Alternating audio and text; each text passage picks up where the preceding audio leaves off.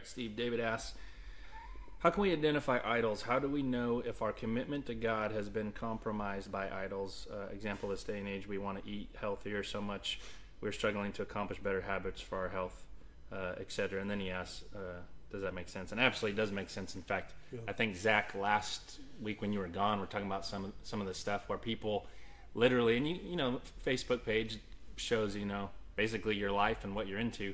And so many people, even believers, and you know, when it talks about eating meat and only vegetables, vegetarian or whatever, as an end times thing, which is weird. But all that to say that a lot of people's lives is food and working out. Right. So whether it's that or something else, how can we identify idols? Well, you know, the Bible says, well, Jesus said that I'm to love the Lord my God with all my heart, with all my soul, with all my strength, and with all my mind. And I'm to love my neighbor as myself. And so those are the first two commandments. They encompass all of the commandments, and it starts off with putting Jesus first. Well, you know, when you're in love with somebody, everybody can tell that you're in love with them. And when God is first in your life, it's something that is obvious to the people who are around you. And I really think, you know, earlier on you were talking about the difference between Christians who just, you know, they get saved and they just sit around, and Christians who actually have a lifestyle that is a radical change. I think that's what it has to do with how much you love the Lord. And so if whenever I look at idols in my own life, the standard I'm using with that is, am I talking more about the Lord or more about this thing than I am the Lord? I mean, is my focus on this stuff? And I don't care what it is, whether it's TV or football or whatever. And I'm not saying that I have to, you know, have Jesus on my lips, you know, every other word or something. But you know, frankly, when I look at my Facebook page, the stuff that glorifies God, or you know, that's the stuff that I want on there. And you know, every once in a while I go someplace, I'll, you know, go on a trip, and I'll put things on there to let people know what I'm doing and that kind of stuff.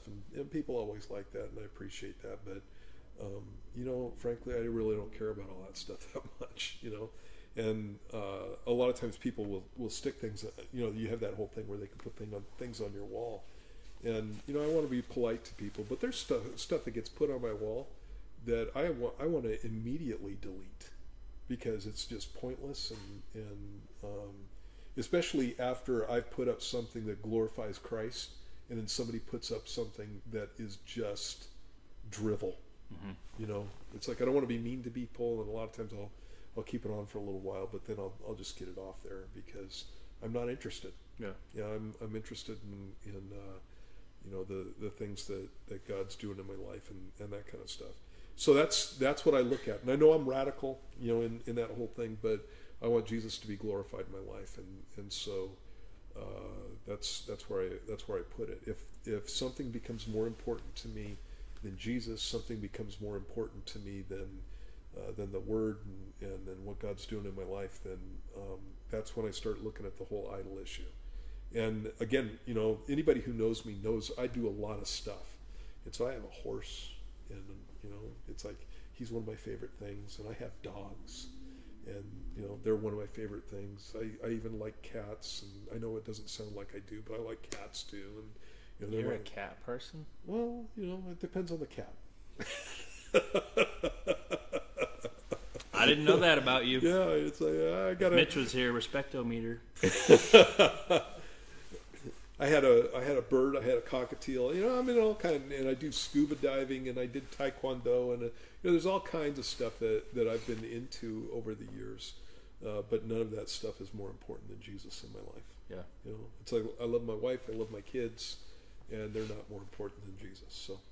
I like the analogy that you use when you say it's not about whatever stuff that you have, it's if your stuff has you. Right. You know, and so you could go not just diet, but you know, a car or a house or going, you know, TV, anything that literally has you, and you're putting that in front of the Lord, whether it's time or what your heart or whatever. Almost anything can be an idol in that context. Yeah, And a lot of it is just ridiculous. The Bible says that bodily exercise profits a little, but godliness is profitable for all things. And so I lift, and I could tell you how much I can bench and that kind of stuff. I'm not going to put, I don't want to pick on people, but it's not going on my Facebook page, man. It's like I'm not gonna do that. I could show. I got a weight room, so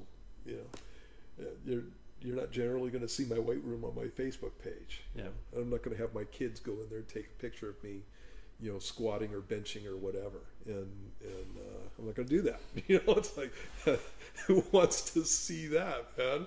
It's but things that have to do with the Lord, it's like I like that stuff.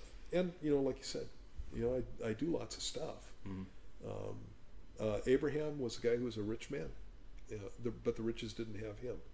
Abraham was a guy who had a son that he absolutely loved, but that love was something that was put in its right place by God, and so it wasn't something that consumed him. And again, there are things that God gives to us. God can even give them to you, and those things can consume you. And you don't want to be had by the stuff that you have, like you said.